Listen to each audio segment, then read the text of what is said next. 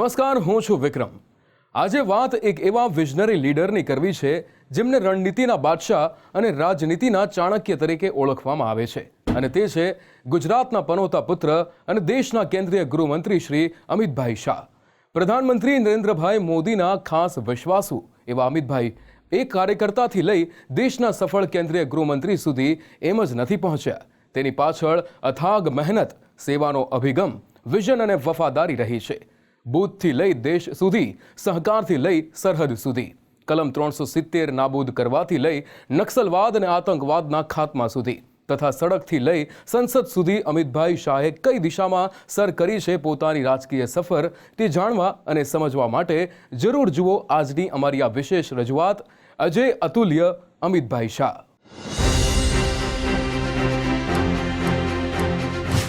વડાપ્રધાન નરેન્દ્રભાઈ મોદીના trouble shooter, રણનીતિના Chanakya, પ્રજાની નાડ પારખવામાં માહેર,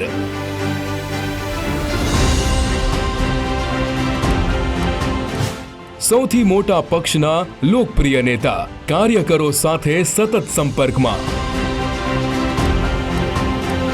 ડેરી, બેંક, એપીએમસી સહિતના સહકારી માળખામાં દબદબો, ઝીરો ટેરર પ્લાન સાથે આતંકને નાથવાના સફળ રણનીતિકાર, 2026 સુધીમાં દેશમાંથી નક્સલવાદના સફાયાના સંકલ્પકાર। ક્યારેક રાજકારણમાં કેટલાક નેતાઓ માત્ર પદ માટે નહીં પરંતુ સંકટમાં ઉકેલ માટે જાણીતા હોય છે, અને એવું જ એક નામ છે અમિતભાઈ શાહ। ભારતના કેન્દ્રીય ગૃહમંત્રી અને વડાપ્રધાન નરેન્દ્રભાઈ મોદીના ટ્રબલ શૂટર અમિતભાઈ અનિલચંદ્ર શાહનો જન્મ 22 ઓક્ટોબર 1964ના રોજ મુંબઈમાં થયો હતો। તેઓ ગુજરાતી વણેક હિન્દુ પરિવારમાંથી આવે છે। તેમના પરદાદા માણસાના નાના રાજ્યના નગર શેઠ હતા। તેમના પિતા અનિલચંદ્ર શાહ માણસાના એક વેપારી, પીવીસી પાઇપનો સફળ વ્યવસાય ધરાવતા હતા।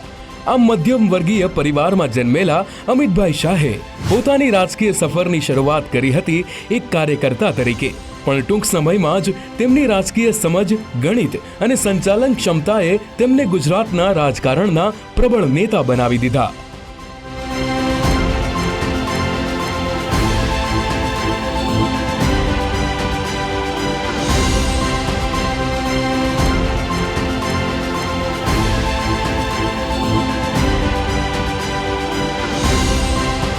જ્યારે 2001માં નરેન્દ્રભાઈ મોદીએ ગુજરાતના મુખ્યમંત્રી તરીકે કમાન સંભાળી, ત્યારે તેમની બાજુમાં હતા એક શાંત પરંતુ ચતુર વ્યૂહરચના ઘડનારું વ્યક્તિત્વ, એ જ હતા અમિતભાઈ શાહ। વિરોધી જે કહે, પરંતુ મોદી શાહની જોડીએ આધુનિક ભારતની રાજનીતિને નવી ઊંચાઈ સુધી કેવી રીતે પહોંચાડી છે તે હવે દુનિયા પણ જાણે છે। 2014માં ભાજપના ઐતિહાસિક વિજય પાછળના સૌથી મોટા વ્યૂહરચનાકાર હતા અમિત શાહ। દરેક બેઠકનું વિશ્લેષણ, ગ્રાઉન્ડ લેવલ નેટવર્ક અને માઇક્રો મેનેજમેન્ટ, આ બધું હતું તેમના રાજકીય ગણિતની કમાલ। જ્યારે ભારતના અખંડ હિસ્સા સમા જમ્મુ કાશ્મીરમાંથી 370 હટાવવાનો નિર્ણય વડાપ્રધાન મોદીના માર્ગદર્શનમાં અમિતભાઈ શાહે લીધો, ત્યારે કેટલાક હિત શત્રુઓએ અફવા ફેલાવી કે જમ્મુ કાશ્મીર ભડકે બળશે, પરંતુ એ અમિત શાહની જ વિશિષ્ટ નીતિ અને સૂઝબૂઝ હતી કે કલમ 370 અને 35 હટાવી પણ દીધી, અને જમ્મુ કાશ્મીર પહેલા કરતા પણ વધુ શાંત રાજ્ય સાબિત થયું। 370 હટાવવાનો ઐતિહાસિક નિર્ણય હોય કે CAA, NRC જેવા મક્કમ નિર્ણયો, અમિતભાઈ શાહે દરેક વખતે ફ્રન્ટલાઇન સંભાળી અને વડાપ્રધાન મોદીને રાજકીય દબાણથી મુક્ત રાખ્યા। ये सदन अनुच्छेद 370(3) के अंतर्गत भारत के राष्ट्रपति द्वारा जारी की जाने वाली निम्नलिखित अधिसूचनाओं की सिफारिश करता है। संविधान के अनुच्छेद 370(3) के अंतर्गत भारत के संविधान के अनुच्छेद 370 के खंड 1 के साथ पठित अनुच्छेद 370 के खंड 3 द्वारा प्रदत्त शक्तियों का प्रयोग करते हुए राष्ट्रपति संसद की सिफारिश पर यह घोषणा करते हैं कि यह दिनांक जिस दिन भारत के राष्ट्रपति द्वारा इस घोषणा पर हस्ताक्षर किए जाएंगे और इसे सरकारी गैजेट में प्रकाशित किया जाएगा, उस दिन से अनुच्छेद 370 के सभी खंड लागू नहीं होंगे, सिवाय खंड 1 के नामक तदनुसार पढ़ा जाएगा। ये सदन जम्मू और कश्मीर पुनर्गठन विधेयक 2019 को स्वीकार करे और इसको व्यक्त करे। महोदय, मैं प्रस्ताव करता हूं कि जम्मू और कश्मीर पुनर्गठन विधेयक 2019 को पुनर्स्थापित करने की अनुमति दी जाए। महोदय, मैं प्रस्ताव करता हूं कि जम्मू और कश्मीर आरक्षण अधिनियम 2004 और संशोधन करने वाले विधेयक को पुनर्स्थापित करने की परमिशन दी जाए। અમિતભાઈ શાહ માટે રાજકારણ એ માત્ર સિદ્ધાંત નહીં પણ ગણિત છે. દરેક મત, દરેક સીટ, દરેક વિસ્તાર માટેની ડેટા ડ્રીવન સ્ટ્રેટેજી. આ છે તેમની સ્ટાઇલ ઓફ પોલિટિક્સ. અને એ જ કારણ છે કે ભાજપ આજે ભારતના મોટા ભાગના રાજ્યોમાં સત્તા ધરાવે છે. ભારતના રાજકારણમાં મોદી અને શાહની આ જોડીએ એ બતાવ્યું છે કે નેતૃત્વ અને મેનેજમેન્ટ જોડાય તો ઇતિહાસ કેવી રીતે રચાય.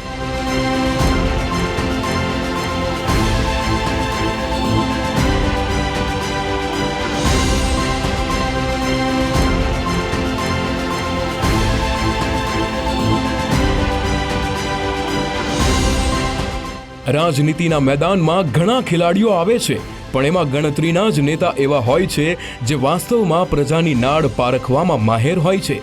સાધારણ પરિવારમાંથી આવેલા અમિતભાઈ શાહે દેશની રાજનીતિમાં અસાધારણ કામ કરીને બતાવ્યા છે. યુવાનીમાં સંગઠનનો હાથ પકડ્યા બાદ એબીવીપીના દિવસોથી જ તેમની પાસે એક ખાસ કળા હતી, લોકોની મનોદશા વાંચવાની. લોકો શું વિચારે છે, કઈ વાતે પ્રભાવિત થાય છે, તેની બરાબર આવડત તેમનામાં પહેલાથી જ છે.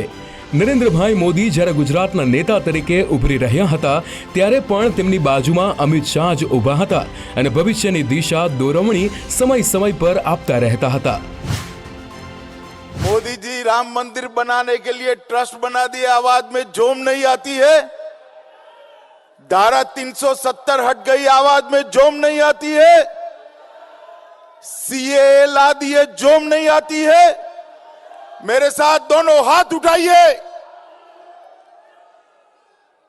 और प्रचंड आवाज से बोलिए, भारत माता की, भारत माता की।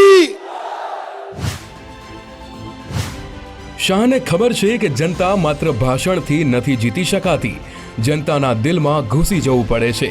તેઓ કાર્યકરોને પહેલા દિવસથી જ કહેતા કે લોકોની સમસ્યા સાંભળો, ઉકેલ આપો અને વિશ્વાસ જીતો. એટલે જ તો તેઓ માત્ર સંગઠનના નેતા નથી પરંતુ પ્રજાના માનસના પારખો પણ છે. 2014 અને 2019 બંને ચૂંટણીએ એ સાબિત કર્યું કે જ્યારે મોદીના નેતૃત્વને શાહની રણનીતિ મળે છે ત્યારે પરિણામ કઈ દિશામાં મળે છે તે ઇતિહાસને બરાબર ખબર છે. શાહની ચૂંટણી રણનીતિ માત્ર મથામણ નહીં, એક આખી સાયન્ટિફિક પ્રોસેસ છે. ગ્રાઉન્ડ લેવલથી ફીડબેક સુધી, બૂથ લેવલથી પ્રેઝન્ટેશન સુધી. આજે દેશના આંતરિક સુરક્ષા મંત્રી તરીકે શાહ એ એવા નિર્ણયોમાં જોડાયેલા છે જેનાથી ભારતની એકતા મજબૂત બની છે.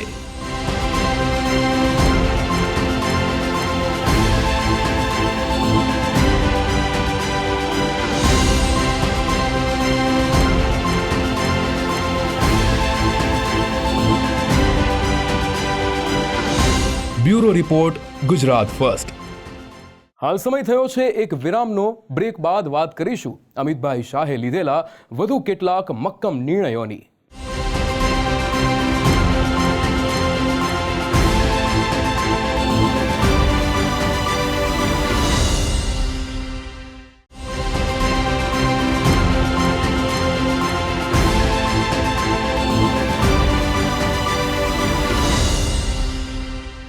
Welcome back. દેશમાં ભાજપને ત્રીજી વખત જનતાએ આશીર્વાદ આપ્યા છે. તેની પાછળ લાખો કાર્યકર્તાઓની મહેનત ચોક્કસથી છે. જો કે નેતૃત્વ અને વિઝન રહેલું છે તો અમિતભાઈ શાહનું. કેવી રીતે, હવે તે પણ સમજીએ.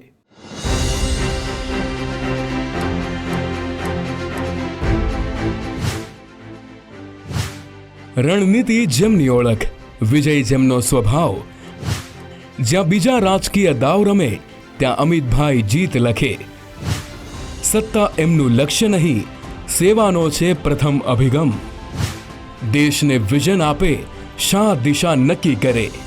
અમિત શાહ માત્ર ભાજપના સંગઠનના સ્તંભ નથી, પરંતુ ભાજપના રાજકારણના સ્ટ્રેટેજિક આર્કિટેક્ટ છે, જેમની દરેક યોજના દેશની દિશા નક્કી કરે છે. કેવી રીતે? હવે તે પણ તેમના 10 મોટા નિર્ણયો દ્વારા સમજીએ. 2014 લોકસભા ચૂંટણીની ગોઠવી વ્યૂહરચના. 2019માં અબકી બાર 300 પારનો નારો આપ્યો. 2019માં કલમ 370નો ઐતિહાસિક અંત લાવ્યા. ભાજપને દુનિયાની સૌથી મોટી પાર્ટી બનાવી. ગૃહમાં CAA સફળતાપૂર્વક પાસ કરાવ્યો. પોલીસ અને સુરક્ષા ક્ષેત્રમાં સુધારાઓ કરાવ્યા. કેશલેસ અને ટેકનોલોજી આધારિત ચૂંટણી મેનેજમેન્ટ. ગુજરાત મોડેલનું સંગઠનાત્મક રૂપાંતર. એક દેશ એક ચૂંટણી વિચારના પ્રચારક. સહકારથી સમૃદ્ધિનો આપ્યો સર્વોત્તમ વિચાર.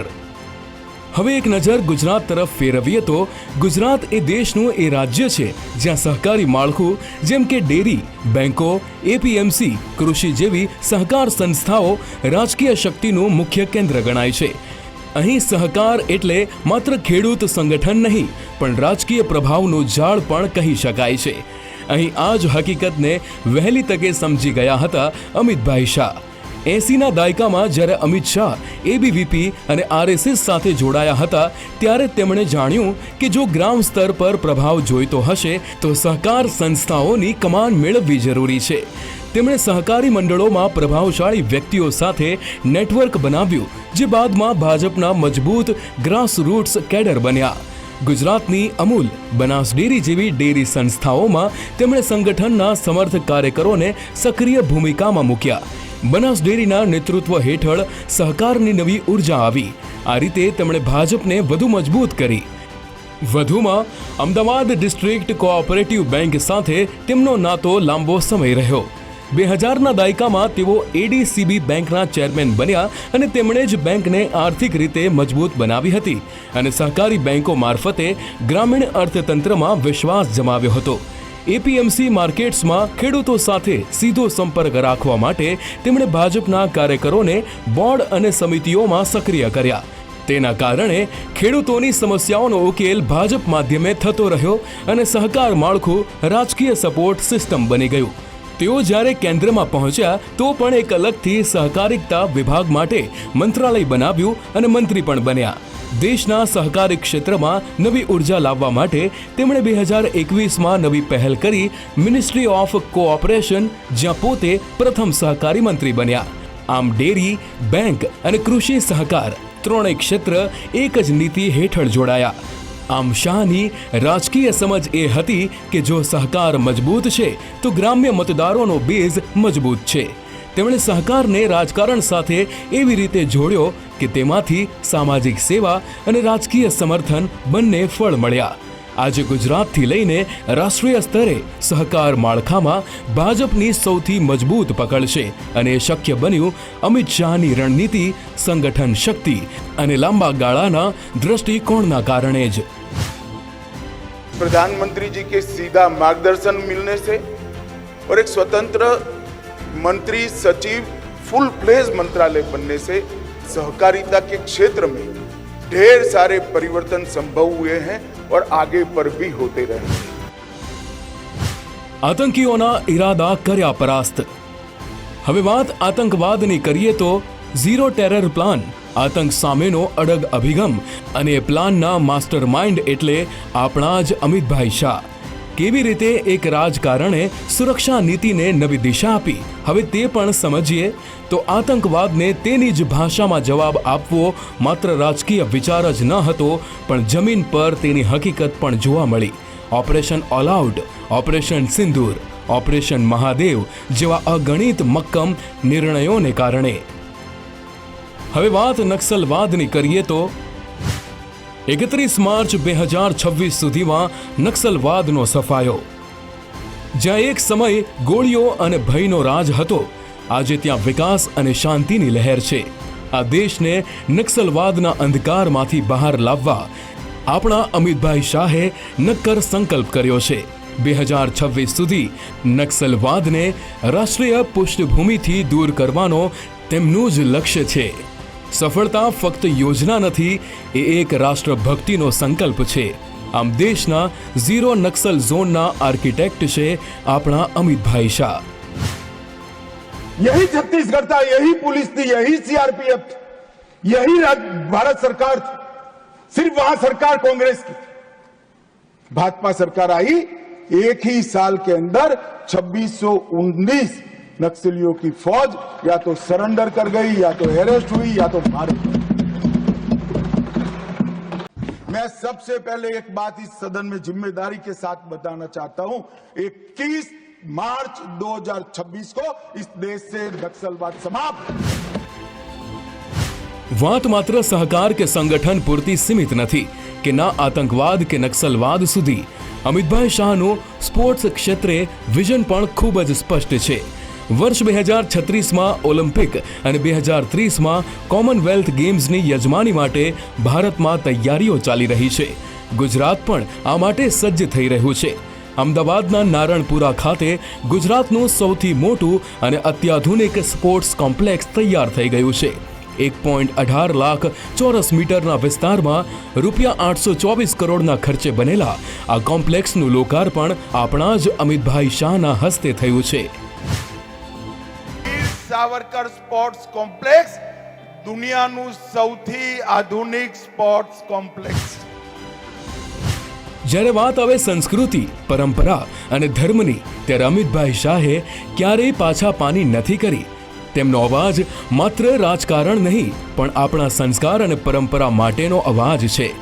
સનાતન ધર્મની સાચી સમજ, જાગૃત સમુદાય અને નવા પેઢી સુધી સંસ્કૃતિ પહોંચાડવાની દ્રઢ પ્રતિબદ્ધતા છે અમિતભાઈ શાહની સાચી ઓળખ.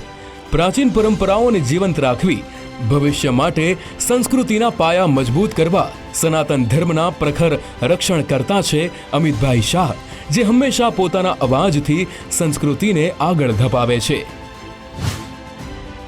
22 जनवरी का दिन समग्र भारत की आध्यात्मिक चेतना के पुनः जागरण का दिन आज इतिहास में बन चुका है.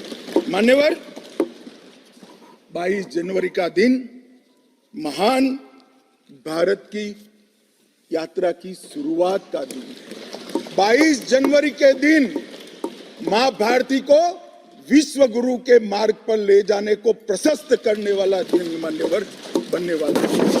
मान्यवर, ये देश की कल्पना राम और रामचरित्र के बगैर कर ही नहीं सकती. जो इस देश को पहचानना चाहते हैं, जानना चाहते हैं, जीना चाहते हैं, राम और रामचरित मानस के बगैर वो जी ही नहीं सकते. राम का चरित्र और राम ये देश के जनमानस का प्राण है. ये सबको समझना चाहिए, सबको स्वीकारना चाहिए. और इसीलिए मान्यवर, हमारे संविधान की पहली प्रत से लेकर महात्मा गांधी के आदर्श राज्य की कल्पना को राम राज का नाम लिया गया. संविधान में भी राम दरबार को स्थान दिया गया. मान्यवर, जो लोग राम के अलावे भारत की कल्पना करते हैं वो भारत को नहीं जानते, वो हमारे गुलामी के काल का प्रतिनिधित्व करते हैं. मान्यवर, राम व्यक्ति नहीं है, राम प्रतीक है. करोड़ों लोगों का आदर्श जीवन कैसे जीना चाहिए, इसीलिए उनको मर्यादा पुरुषोत्तम किया गया.